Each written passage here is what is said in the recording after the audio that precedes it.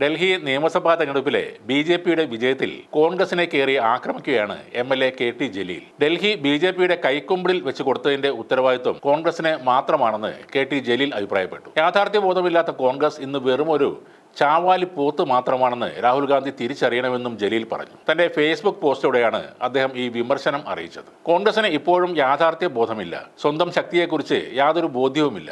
എന്റെ ഉപ്പാപ്പക്ക് ഒരു ആനയുണ്ടായിരുന്നു എന്ന് ഊറ്റം കൊണ്ടതുകൊണ്ട് ഒരു കാര്യവുമില്ല. ഒരു കാലത്ത് ആനയായിരുന്ന കോൺഗ്രസ് ഇന്ന് കേവലം ഒരു ചാവാലി പോത്ത് മാത്രമാണെന്ന് രാഹുൽ ഗാന്ധി ഇനിയെങ്കിലും മനസ്സിലാക്കണം. പോൾ ചെയ്ത വോട്ടിൽ പകുതി വോട്ട് ബി.ജെ.പി. ഭരിക്കുന്ന ഒരിടത്തും അവർ കിട്ടിയിട്ടില്ല. അപ്പോൾ പ്രതിപക്ഷ നിരയിലെ അനൈക്യം കൊണ്ട് മാത്രമാണ് ഹിന്ദുത്വ ശക്തികൾ കേന്ദ്രത്തിലും പല സംസ്ഥാനങ്ങളിലും അധികാരത്തിലിരിക്കുന്നതെന്നും ജലീൽ പറഞ്ഞു. ഇടത് കക്ഷികളെയും ജലീൽ വെറുതെ വിട്ടില്ല.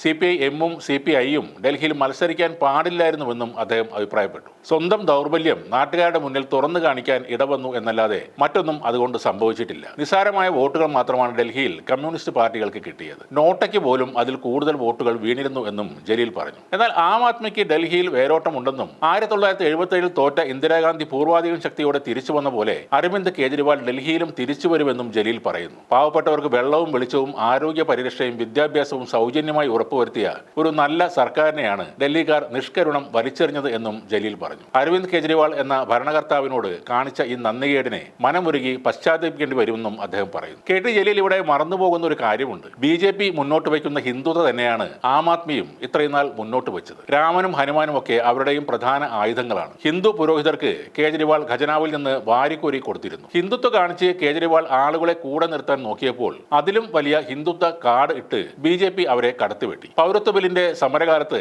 അഭിപ്രായം ഇല്ലായിരുന്ന ഏക രാഷ്ട്രീയ പാർട്ടി ആം ആദ്മി ആയിരുന്നു. ഡൽഹിയിൽ ജന്തർ മന്ദിറിൽ പ്രക്ഷോഭം നടക്കുമ്പോൾ കേജ്രിവാൾ മൗനം പാലിച്ചു. തനിക്ക് ലഭിക്കുന്ന ഹിന്ദുത്വ വോട്ട് നഷ്ടപ്പെടുത്താൻ കേജ്രിവാൾ തയ്യാറല്ലായിരുന്നു. രാജ്യം കൊടുമ്പിരിക്കൊണ്ട കർഷക പ്രക്ഷോഭങ്ങളിൽ ഡൽഹി കലാഭൂമിയായി മാറിയപ്പോഴും കേജ്രിവാൾ അതേ മൗനം പാലിച്ചു. ഹിന്ദുത്വ ആയിരുന്നു കേജ്രിവാൾ എന്നും പയറ്റിയത്. മതവും ജാതിയും വോട്ട് ബാങ്കുകളാക്കി തിരിച്ചാണ് കേജ്രിവാൾ പദ്ധതികളും പരിപാടികളും എല്ലാം ആവിഷ്കരിച്ചത്. അത് മനസ്സിലാക്കിയ മുസ്ലിം വോട്ട് ബാങ്ക് ഏതാണ്ട് കേജ്രിവാളിനെ കൈവിട്ട അവസ്ഥയാണ്. ബി.ജെ.പിയുടെ സമ്പൂർണ്ണ ഹിന്ദുത്വ കാർഡും കണ്ടതോടെ ആം ആദ്മിയുടെ ഹൈന്ദവ വോട്ടുകളും കയ്യിൽ നിന്ന് പോവുകയായിരുന്നു. ബി.ജെ.പിയുടെ ഒരു ലൈറ്റ് വെർഷൻ തന്നെയാണ് ആം ആദ്മിയും കേജ്രിവാളും. വരുന്ന കാലങ്ങളിൽ അത് കൂടുതൽ തെളിഞ്ഞു വരുന്നത് കാണാനാകും.